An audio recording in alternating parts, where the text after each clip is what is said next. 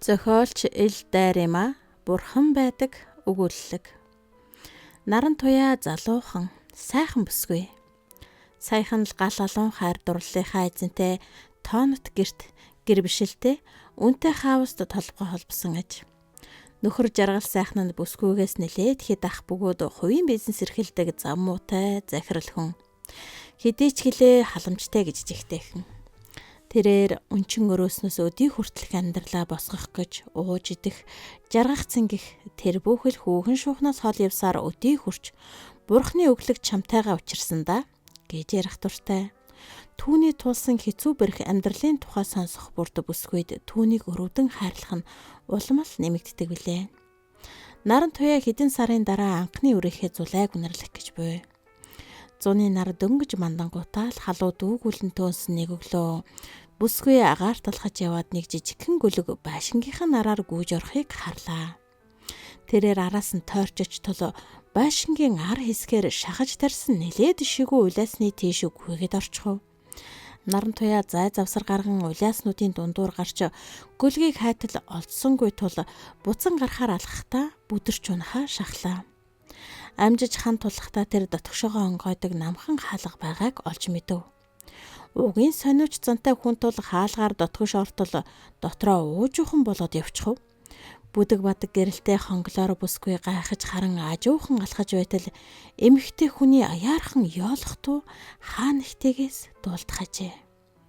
Тэр айсангүй дуу гарсан зүг рүү алхасаар очтол бас нэгэн хаалга байлаа. Бүсгүй хаалгыг татан оров. Хонглоос арай тод гэрэлтэй тэр өрөөний булан дээрх орон дээр өөрөөс нь 2-3 насаар ихч байрын бүсгүй сууж байлаа. Сайн байна уу гэж наран туяаг мэдлэхэд тэр сайн уу гэж сулхан дуурайд шинэ үйлчлэгч юм уу гэж асуув. Бүсгүй үгүй би энэ хайлын эзэн гэв. Мөнөх бүсгүй тийм үү гэснээр энд яаж орж ирсэн гэлээ. Наран туяа бүгдийг ярихад тэр тийм үү гэд хэсэг чимээгүй байснаа. Энд орж ирснээ хүнд ч битгий хэлээрэ. Чамд л гай болж мэднэ гэв. Тэгээд чи эндээс одоо яв. Утгагүй үйлчлэгч ирнэ. Тэр нөхрийн чинь талын хүн шүү гэлээ. Гайхсан бүсгүй гадагш гарлаа. Тэр нөхрөөсөө энэ тухайд асуусангүй. Хэд хоногийн дараа бүсгүй дахин нөгөө хаалгаар орж мөнөх бүсгүй дээр очижээ. Энэ удаа тэр түүнээс яагаад энд байгааг нь асуулаа. Бүсгүй хэлэх үү яах вэ гэж эргэлдсэн шинжтэй хэсэг сууж угаад дотроо энэ хэд хоногт жаргал сайхан над дээр орж ирээгүйг бодоход энэ бүсгүй ам чангатай хүн бололтой гэж бодов. Наран туяаг намайг наран туяа гэдэг. Би тань шиг ихчтэй. Та надад яагаад энд байгаагаа? Бас таны юу өвдөд байгааг хэлж өгөөч дээ. Би танд тусалж чадах чинь билүү гэж дахин асуутал чимээгүй суусан бүсгүй яархан дуугаар ярьж эхэллээ. Наран туяа түүний сийм байхгүй утсан дээрх жаргал сайханд зодуулсан биенийхээ хөхөрсөн хэсгүүдийн зургийг дарсныг үзэхдээ өөрийн ирэхгүй уйлж зүрхэн тэсхүүе бэрх шаналхыг мэдэрч суув. Түүний багадаа эцэгтэй зодуулснаас болж өвддөг байсан бие нь дахин шархирж өвдөх шиг санагдлаа.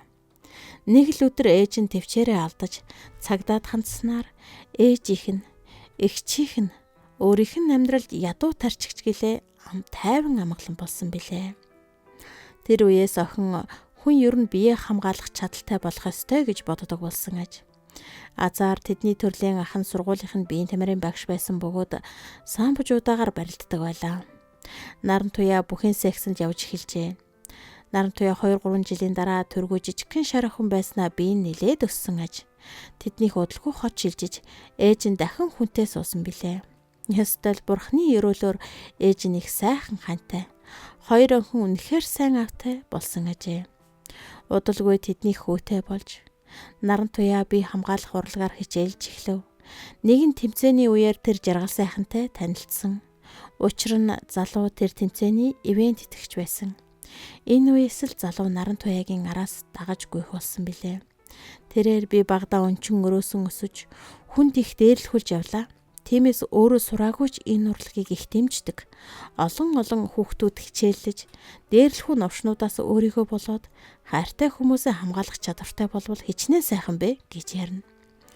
Нэг л өдөр наран туяа түүнийг ярихгүй, ирэхгүй бол өгүүлэн сандаг болж түүнд хайр сэтгэлтэй болсон. Харин одоо түүнийг хайрлаж явсан хүн араатнаас дээрдэх юмгүй араатан байсныг мэдэж нэг л өдөр өөрийнх нь амьдралч ийм болохыг ухаарч суулаа. Мөнөх бүсгүйг Саран гэрэл гэдэг бөгөөд жаргал сайхны 2 дахь эхнэр байв. Тэрээр би компанид ажилд орохдоо хангалуун амьдрах шуналтаар хөтлөгдөж жаргал сайхны нууц амраг болсон нүгэлтэй хүн. Хөөрхий ихнэрт нь зориуд мэдэгдэх гэж жаргал сайхантай хамт байх үеийнхаа зургийг хүртэл явуулдаг байсан. Тэр бүсгүй эндээс зүгтахтаа хүүгээ авч явж чадаагүй. Хинч түүнд туслаагүй байх. Хүүн жаргал сайхны аав ээж тэр байдаг. Гадаадад амьдардаг юм. Тэр бүсгүй явахынхаа өмнө би эндээс явлаа. Та хоёр сайн сайхныг хүсье гэж бичсэн байсан. Би тэр үед тоогоогүй хоригсон. Тухайн үед түүний явах гэж байгааг жаргал сайханд хэлбэл надтай гэрлэхээ болчих байх гэж айсан. Би гэрэлснийхээ дараахан жирэмсэн болсон боловч даанч хүүхэд минь зулбсан. Би дахиж жирэмслээгүй. Тэр бүсгүй бүх хөрөнгийг жаргал сайхан авсандаа би буруутай. Би үнэхээр аимшигтэй нүгэлтэй хүн гэж Саран гэрэл уйлж байлаа. Наран туяа түүний толгойг өвдөг дээрээ тавиад тайвшруулан үсийг нь илж суухдаа эндээс зүгтах биш харин тэмцэх. Жаргал сайхныг илчлэх хөрөнгийг нь авч тэр бүсгүйг олж өгөх. Хүүг нь бас уулзуулах хэрэгтэй гэж бодов. Саран гэрэл удахгүй үйлчлэгч ирнэ гэж сануулсан тул наран туяа тэндээс явжээ. Энэ өдрөөс хойш наран туяа хуулийн чиглэлээр төгсөн нэгэн найзтайгаа холбогдож бүгдийг эхлүүлсэн аж. Бүсгүйг төрхөөс өмнө жаргал сайхан баригдаж наран туяа шинэхэн ганц бие давхар бүсгүй болжээ. Саран гэрэл эцгийгээ бараадан зургаар нь ичнээ танил болсон бүсгүй хүүтэйгэн уулзаж өөрийн өмчтөө эзэн болжээ. Насаараа өнчин гэж жүжиг тавьсан жаргал сайхны аав энэ бүгдийг дуулаад даралтаар харуулж хорвоогийн мөн хүсийг үзүүлж хөөрхий ээж нь дүү охиных нь хамтаар Монголдо ирсэн тухай наран туяа найзаасаа сонссон билээ. Харин наран туяагийн аавын "Бурхан миний охиныг аварчээ" гэж хэлсэн үг тэр өдрийн хамгийн сайхан үг байсан аж. Удалгүй бүсгүй эсэн минь амарчж хүүтэй болсон. Одоо наран туяа жаргал сайхны анхны эхнэр Түшин жаргалын компанид менежерээр ажилладаг болсон бөгөөд нилээд их хувьцааны эзэмшигч болсон хүүгээ аль хэдийн ахтай нь ойр дотн байх болсон аж. Түшин жаргалч наран туяагийн хүүд маш сайн ханддаг нь ах トゥ хоёрыг ойр дотн болоход нөлөөлсөн нь дамжиггүй юм.